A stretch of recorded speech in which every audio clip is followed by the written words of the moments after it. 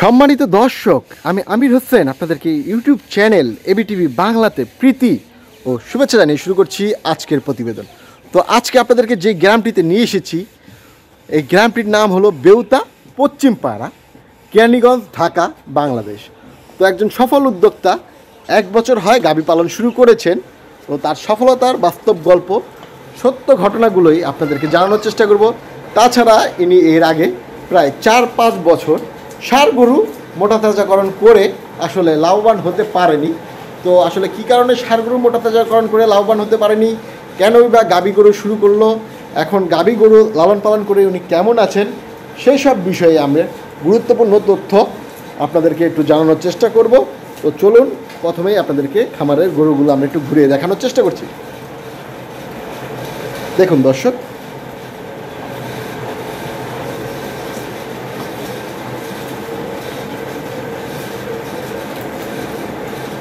ভাইজান আপনার নাম? মোহাম্মদ দাদন মিয়া। দাদন মিয়া, জি। তো এই যে আপনি গরু পালন শুরু করেন কত বছর ধরে? তো 4-5 বছর হয় আর কি। তার জন্য ষাঁড় গরু পালছি। ষাঁড় গরু তো মনে করেন লাভবান হইতে পারি নাই। আচ্ছা, তার জন্য 1 বছর ধরে গাই পালা নিয়ত করছি আর কি। দেখি আল্লাহ শুরু করে লইছি প্রথম 2টা, দেখি আল্লাহ কি করা যায়। ষাঁড় গরু 5 বছর পাইলে মানে বাজার পাই নাই, বাজার ভালো দাম পান নাই? বাজার ভালো দাম পাই নাই, তার জন্য এই বিক্রি করতে পারি। এই গরু ফিরা না আবার 6 মাস পরে এই দামে বেশি। আচ্ছা, তার জন্য মনে করেন এই গাই লইলাম, দেখি আল্লাহর নামে কি আল্লাহ ভবিষ্যৎটা কি হয়, ভবিষ্যৎটা কি করা যায় আর কি। তো আমরা এই যে আপনার একটা সুন্দর একদম পাকাপোক্ত খামার দেখছি, আসলে এই খামারটি কতটুকু জায়গার উপরে করা? এই তো 4% জায়গার উপরে করা। এই জায়গায় সর্বমোট কতগুলো গরু লালন পালন করা যাবে? খামারটা পুরোটা চারিটা হইব না, মানে পুরোটা বিল্ডিং আর 4%। পুরোটা বিল্ডিং 4%। 10টা গরু পালা যায়। 10টা গরু পালতে কতটুকু জায়গা আছে এটা? এখন মনে করেন 2 হইবে। 2%। 2%। তো এই খামারটা তৈরি করতে খরচ কিরকম হয়েছে আপনার? খামারটা আমাদের পুরা বিল্ডিং এ তো প্রায় 20-25 লাখ টাকা গেছে। পুরা বিল্ডিং এ 20-25 লাখ টাকা গেছে। বিল্ডিং এর নিচতলায় এই খামারটি করেছেন? খামারটা করছি এটা মানে রাখছি আর কি, আমার যে উদ্দেশ্য ছিল না, তার জন্য রাখলাম যে দেখি ভবিষ্যতে কিছু করা যায় কিনা।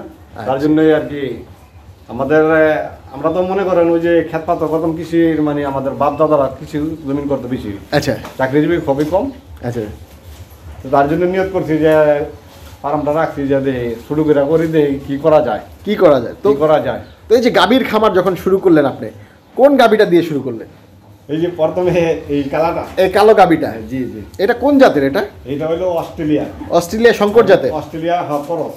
এটা কি গাভী বাছুর সহ কিনলেন নাকি? বাছুর সহ। ওই যে কানিটা, ও একদম লাস্টের মাথায় যে ওটা কি ষাঁড় বাছুর সহ কিনলেন? ষাঁড় বাছুর সহ এই গাভীটা কিনলেন কত দাম দিয়ে? এই তো 1,80,000। 1,80,000 টাকা দিয়ে কিনলেন। কিনে এনে কত লিটার দুধ পেলেন এটা থেকে? প্রথম বিয়ান ছিল তো, প্রথম কমা ছিল, প্রথম 8-9 লিটার হইতো। প্রথম 8-9 লিটার। এটা কি 2 বেলা না 1 বেলা? 2 বেলায়। এখন 12 লিটার হয়। এখন 12 লিটার। দ্বিতীয়বার যখন বাচ্চা দিয়েছে, দ্বিতীয়বার এটা দিচ্ছে, দ্বিতীয়বার এই বাচ্চাটা দিয়েছে, এখন 12 লিটার দুধ পাচ্ছে। পরের বিয়ানে তো আরো বেশি পাবেন। পরের বিয়ানে আরো বেশি হবে। এটা কিনলেন 1,80,000 টাকা দিয়ে। তারপরের গাভীটা দেখছি আমরা, আর পরেরটা কিনছি মনে করেন এই বাছুরের সাথে। এটা দামড়ি বাছুর। এটা দামড়ি বাছুর সহ কিনলেন? এটা রানী বাচ্চা কয় আর কি। রানী বাচ্চা মানে হলিস্টাইন ফ্রিজিয়ান জাতের। পার্সেন্টেজটা একটু ভালো। হ্যাঁ, তো এটা কিনছিলাম 2,30,000 টাকা দিয়ে। কিনে এনে কত লিটার দুধ পেলেন? এটা 15-16 লিটার দিত। 15-16 লিটার যখন প্রথম বাচ্চা দিল নাকি? হ্যাঁ। আচ্ছা, তো আমাদের দিকে একটু ঘুরেন। তো এই যে আপনি যে 2টা গরু কিনলেন প্রায় কত লক্ষ টাকা দিয়ে? এই তো 4,10,000 টাকা। 4,10,000 টাকা দিয়ে 2টা গাভী গরু কিনলেন। 1 বছর আগে নাকি? 1 বছর আগে। 1 বছর এই যে বিয়ান দিচ্ছে আর কি। 1 বছর পরে, 1 বছর হয় আর কি। গেছে বছর এই দিনই আনছি আর কি। গেছে বছর এই দিনই আনছি। হ্যাঁ, এই শীতের দিনই আনছিলাম আর কি। আচ্ছা, তো এই যে গাভী গরুগুলো যে কিনে আনছিলাম কি মনে করেন যে গত বছর তো ষাঁড় গরু বেচা মানে ফিরে আনছিলাম। আচ্ছা, বুঝছেন, বাজারে যে বসছিল বাজার থেকে ফিরে আনছি। বড় বড় গরু ছিল আমার। আচ্ছা, এই গরু ফিরাইয়া 2টা গরু দাম কইছিল মনে করেন 3.5 লাখ টাকা বাড়িতে। এরপরে নিয়া 2টার দাম কয় মানে 2 লাখ টাকা। আচ্ছা, হ্যাঁ, ওই 2 লাখ রুপে জানা। এরপরে ফিরে নিয়ে এলাম। ফিরে নিয়ে আইন না মনে করেন 4 মাস পাইলাম, বেচলাম 2.5 লাখ টাকা। 2.5 লাখ টাকা এই যে একটা আনলাম। আচ্ছা, এরপরে আরেকটা বেচছে, আবার ওই যে পরেরটা আনলাম। আচ্ছা, বুঝছেন, এই 2টা বেচছি আর কি আপাতত। এরপরে ওই যে আরো এরপরে কিনছিলাম ষাঁড় গরু কিনছিলাম, এটি বিক্রি করে ফেলাইছি। আমি বলছি যে প্রথম শুরু করি এর থেকে বাচ্চা দিলে যেমন ওই যে এটা রানী বাচ্চা আছে জি এটা যদি এটা ভবিষ্যতে একটা ভালো আছে হ্যাঁ ভবিষ্যতে এই বাচ্চাটাও দেখতে খারাপও না কিন্তু অস্ট্রেলিয়ান শঙ্কর জাতের এটা রানী বাচ্চা হ্যাঁ এটা আর কি করজ আর কি ক্রস অস্ট্রেলিয়ান শঙ্কর জাতের হলিস্টিয়ান ফ্রিজিয়ানের মধ্যে একটু করজ জাত আচ্ছা তো এইগুলো দিয়ে আসলে ভবিষ্যৎটা উন্নতি করবেন নাকি জি জি আচ্ছা তো এখন আপনার খামারে পার ডে দুধ আসছে কত লিটার এখন তো দুধ এটা বিয়ে 2 মাস পরে আচ্ছা এটা 2 মাস পরে এটা এখন মনে করেন এখন দুধ ছাড়া নেই আর কি আচ্ছা মানে তারপরে এক বেলা দোয়া আর কি 2 বেলা দোয়াই না এক বেলা দোয়া দিতে চায় না মানে এই মাস দোয়াই দিচ্ছে আচ্ছা তারপরে আগামীতে মনে করেন জানুয়ারি ফেব্রুয়ারিতে বিয়ে হবে আচ্ছা ফেব্রুয়ারি মাসে বিয়ে বিয়ে হইব তারপরে বিয়ে হইলে মনে করেন আশা করি যে 15-20 লিটার যেহেতু আগের বার 16 লিটার পেয়েছেন এবার 20 লিটার পেতেই পারেন আশা আছে এরপরে নিয়ে দাও এটা বিয়ে হইলে আরেকটা লোক আর কি আচ্ছা আর এটা কত লিটার দুধ দিচ্ছে এটা 12 লিটার এখন কি 12 লিটার দিচ্ছে আচ্ছা এই 12 লিটার দুধ কত করে বিক্রি করতে পারতেছে এখন তো আমরা নিজেরা বিক্রি করি না দিয়ে ফেলাই গোয়াল নিয়ে যায় কত করে কেজি দেয় আপনাদেরকে তারা দেয় মনে করেন 45 টাকা মাত্র 45 টাকা কেজি দেয় 45 টাকা তো এই 12 কেজি দুধ সপ্তাহে কত টাকা বিক্রি করে এইটা তো গরুরই লাগে এখন গরুরই লাগে আপনার সংসার চলে এটা দিয়ে আমরা মাসে নেই যেমন ওই যে মনে করেন আমাদের এটা বললাম না আমার এটা ব্যবসা না আরো আছে আচ্ছা আর কি ব্যবসা আছে আমার ওই যে মনে করেন দানের মিল আছে আমার নিজস্ব ক্ষেত পাথর আছে আচ্ছা এই তার জন্য মনে করেন এটা শুরু করে লইছি যে সময় বড় আস্তে আস্তে বড় হইলে মনে করেন আমি এটা ছাইড়া দিব মানে একটা লোক রাখবো আমি এটা করবো না যেমন আমি অন্য ব্যবসা আছে আমার না তার জন্য আশা আছে আর কি আপনাদের দোয়া মানে তো আর শুরু করে বলছি এটার লেগে আর কি নাহলে বড় করে করা যেত কিন্তু বড় করে করতে গেলে তো অনেক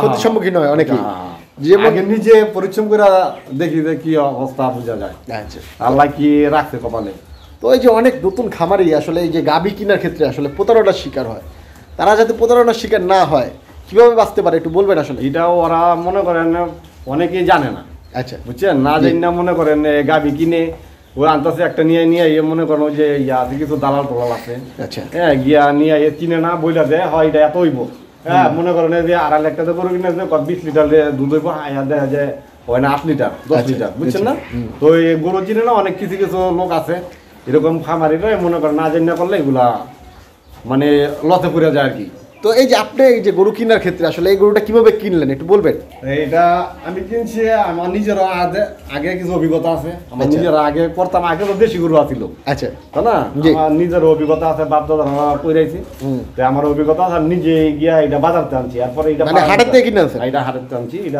কোন হাটের থেকে আনছেন এটা আনছি না এই পারাগ্রাম বাজারতে মানে হযরতপুর কেরানীগঞ্জ হযরতপুর হাট থেকে তারপরে এটা আনছি গিয়া এই ফার্ম ওই যে ওই ইজলা ফার্মের থেকে হিজলা একটা ফার্মের থেকে যা ফার্ম থেকে গরু কেনার ক্ষেত্রে আসলে কি কি বিষয়গুলো মাথায় রাখতেন ফার্ম কিন্তু মানে হ্যাঁ মনে করেন আমি এটা কিন্তু আমিও কিছু খাইছি আর কি ধোকা খাইছেন হ্যাঁ কিছু ধোকা খাইছি হ্যাঁ কিছু বাটফার তার জন্য আর নিয়ত করছি আর কিনা ফার্মের তার গরু কিনবো না ফার্ম থেকে আর গরু কিনবো না হ্যাঁ আউট নিয়ে মজা বেশি হ্যাঁ মনে করেন দেখাই দিব মা পড়লো ছুটু হ্যাঁ আর হ্যাঁ খাওয়াই ফিট হ্যাঁ খাওয়াইয়া মানে দুধ দেওয়া যায় 2-3 কেজি বাড়াই দেয় হ্যাঁ আমাদের দেওয়া যায় 15-20 লিটার বাড়ি দেয় হয় না 10 লিটার বুঝছেন এই অবস্থা এটা আমার দেয় 20 লিটার মানে বাড়িতে হয় না দেয় 15 লিটার আচ্ছা সেজন্য ফার্ম থেকে কিনবেন না ফার্ম থেকে কিনবো না নিয়ত হয় ওই যে তার জন্য মনে করেন কিছু কিছু লোকেরা ধরা খায় কিসের জন্য এটার জন্য ধরা খায় মনে করেন জানে না গিয়ে একটা গিয়ে নিয়ে আসলো বলে দিল যে এটা এত কিছু হইব বা এটাই হয় এই জাতের খুব ভালো গরু মানে বা আমি না জানলে তো লোকে যেটা করে সেটি বলে সেটা বিশ্বাস করতে হয় হ্যাঁ দালালরা তো অনেক কিছু মুখে মজা বেশি আচ্ছা তো এই যে হাটের থেকে গরু কিনলে আসলে তো কোনো গ্যারান্টি ওয়ারেন্টি কিছু নাই না না তখন এই যে বাঁচার উপায়টা কি গ্যারান্টি যদি না হয় আমি গাইটা দুধ দোয়াইলে আমি হ্যাঁ তো দাসে মনে করেন 2 লাখ টাকা একটা গাই কিনলাম হ্যাঁ বললো যে 15 লিটার 20 লিটার দুধ হবে আমি হ্যাঁ দোয়া দেখবো যে কত দুধ হয় যদি দুধ হয় আমি যেটুকু হয় আর আমি এতটুকু দেখবো হ্যাঁ বেশি করলে আমি হেড হইলে ফাউল আমি যেটুকু দুধ পাবো মনে করবো আমি পরবর্তীতে 2 বেলা দোয়া এতটুকু হবে আচ্ছা হ্যাঁ যদি 20 লিটার আমি এটা মানবো না আমি যেই আইডি করে কিনবো আমি এই দিত ওরে আর দেখাই দেবো 20 লিটার হইব না 20 লিটার হবে না আচ্ছা এইটা হইলো মনে করেন হ্যাঁ কারণ এক বেলা তারা দুধ দোয়ায় না হ্যাঁ 2 বেলা দুধ এক বেলা আসতেছে এক বেলা 15 কেজি আইলে যদি দোয়া দেয় যে 15 কেজি দিলে 15 কেজি হবে আর বেশি হবে না আর বেশি হবে না আচ্ছা তারপরে আবার অনেক শুনি যে গাভীকে আসলে গাভীর দুধ খাওয়ায় দেয় দুধ খাওয়াইলে বলে দুধটা বাইরে আসে এইসব বিষয়ে কিছু জানা না এটা আমার সম্ভবত গাভীর দুধ খাওয়াই দিলে দুধ বাড়ে কিনা যায় হয়তো এটা পরামর্শের জন্য হইতে পারে, কিন্তু দুধ বাড়ার জন্য এটা আমার নলেজে নাই, এটা আমি বলতে পারি না। এটা বলতে পারেন না? আচ্ছা, তো এই যে গাভী গরু কেনার ক্ষেত্রে কোন কোন বিষয়গুলো একটু মাথায় রাখতে হবে একটু বলবেন? গাভী গরু কেনার ক্ষেত্রে মনে করেন এই গাভী গরুটা দেখায় বলেন যে আসলে কি কি দেখে কিনতে হবে? এটা দেখতে হইব মনে করেন চামড়া পাতলা, তারপরে পাছাটা দেখতে হইব, পাছাটা দেখতে হবে নাকি? পাছা যে গরু চাপিলে গরু দুধ হবে কম, আর চামড়া যে এটা মোড়া বেশি, এটা দুধ হবে কম। আচ্ছা, আর পশমগুলা? পশমটা চিকন ছোট ছোট হইতে হইব, ছোট হইতে হইব। তো এই যে আমরা এই যে বকটা বাছুরটা দেখতেছি আসলে এটার পশমগুলো তো একটু বড় হয়, এটা বড়, এটা তো পশম পাল্টাই যাবো, এটা পাল্টাই যাবো, দেখুন তো হবে দামরি, এটা যে গরম হওয়ার সাথে বীজ দেওয়ার পরে এটা মনে করেন তারপরে পশম সব করে যাবো, করে যে নতুন ছোট ছোট পশম হবে নাকি? ছোট তালা এটা তো মনে করেন অরিজিনাল রানী বাচ্চা নাকি? এটা ভাই 70% আর কি। আচ্ছা, 70%। তো আপনার এই জায়গা থেকে তো মুখে কয় 90 80, কিন্তু আসলে 80 না 80-90 থাকে, এর উপরে নাই, এটা মুখে হয় না। আমি মুখে বলে দিলে তো কাম হইব না। আচ্ছা, তারপরে এই যে সারগুলোটা দেখতেছি এটা কি কিনছেন? এটা কিনছিলাম। এটা কত দাম দেখলেন? এটা কিনছিলাম 45,000 টাকা।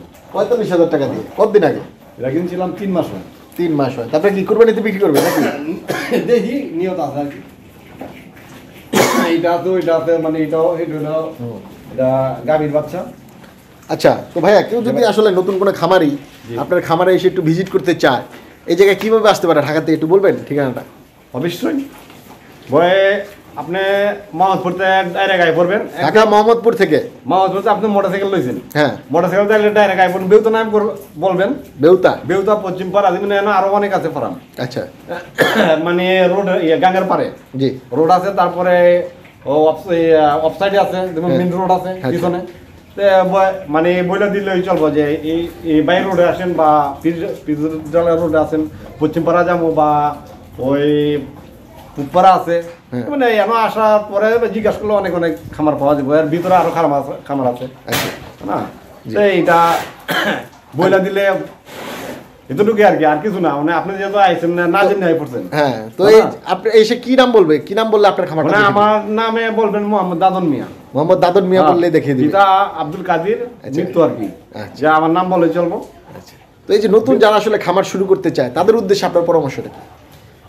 যারা খামার করতে থাকে এই যে সচেতন থাকতে হবে, যে দেখতে হবে মানে ফট করে গরু কিনা, মানে মাথা গরম করে গরু কিনলে হবে না।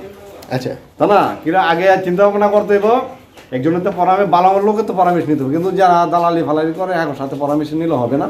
কিন্তু আর এটা আস্তে ধীরে করতে হবে।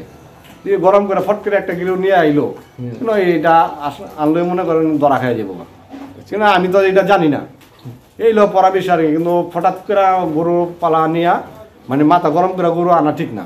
আচ্ছা, মানে নতুন লোকদের আর কি, নতুনরা একটা দুইটা দিয়ে শুরু করতে পারে, আগে একটা দুইটা দিয়ে শুরু করে তারপরে আসলে নিজে একটা বাস্তব জ্ঞান অর্জন করবে, অভিজ্ঞতা বেড়ে তারপরে আসলে খামার শুরু করা উচিত। দাদন ভাই, এই যে যখন আপনি নতুন গাভী কিনে আনলেন, কিনে এনে কি কি ধরনের বিপদে পড়লেন? আসলে কিনে আনার পরে মনে করেন গাভী দুইটাতে এমন অসুখ হয় নাই, এই বছর অসুখ হয়েছে। আচ্ছা, আমাদের তেমন কোনো সমস্যা হয় না। এই বছর দুইটা অসুখ হয়েছিল, ফোট হয়েছিল, ফোট মানে দম্বল বলে, এটা মানে এটা রোগটা খুব খারাপ, পচা রোগ বলে। আচ্ছা, এটা চিকিৎসা করাইছি, 20টা সুই দিছি, আমার ডাক্তার আছে, আচ্ছা সরকারি ডাক্তারই, আমি ফোন দিলে আসে। তো আমাদের সাথে খুব ক্লোজ আর কি। তো উনি যেভাবে পরামর্শ দিল আমি সেভাবেই করলাম, এই ইনশাল্লাহ এখন কমে গেছে। এটা রয়েছিল, ওইটা রয়েছিল, আমাদের তেমন একটা সমস্যা হয় নাই। মানে এই ছোটটাই বললাম আর কি, যেটুকু হয়েছে আর কি। 1 বছর ধরে ভ্যাকসিন করে রাখেন কি? এমনি ভ্যাকসিন তো মনে করেন কি ভ্যাকসিন তো এটা জানি না। আমার যে ডাক্তাররা ফোন দিলে, মানে অনেক সময় আমাদের এলাকায় যে দেওয়া যায় একসাথে একদিন দেওয়া যায়। আচ্ছা, আমরা মানে জিজ্ঞাসা করি না এটা কোন ভ্যাকসিন দেন। আচ্ছা, হ্যাঁ, মানে এটা দেয় মানে বাতার জন্য, হ্যাঁ, মানে অন্য আউটের মনে করেন রোগ বালাই থাকে, মানে এটা নিরাপত্তার জন্য দেয় আর কি, নিরাপত্তার জন্য দিয়ে বিভিন্ন ভ্যাকসিন দিয়ে। তো আপনাকে অসংখ্য ধন্যবাদ। ওকে, থ্যাংক ইউ, আসসালামু আলাইকুম। তো সম্মানিত দর্শক, আপনাদেরকে সুন্দর একটি পরিকল্পিত খামার আমরা একটু ঘুরিয়ে দেখানোর চেষ্টা করলাম। আসলে ভাইয়া আসলে সঠিক পরিকল্পনা নিয়ে তিনি আগাচ্ছেন, তার ভবিষ্যৎ ইনশাল্লাহ আল্লাহর রহমতে উজ্জ্বল হবে। তো এই প্রত্যাশা নিয়েই আজকের প্রতিবেদন আমরা একটু শেষ করছি। আপনারা সবাই ভালো থাকেন, সুস্থ থাকেন, আল্লাহ হাফেজ।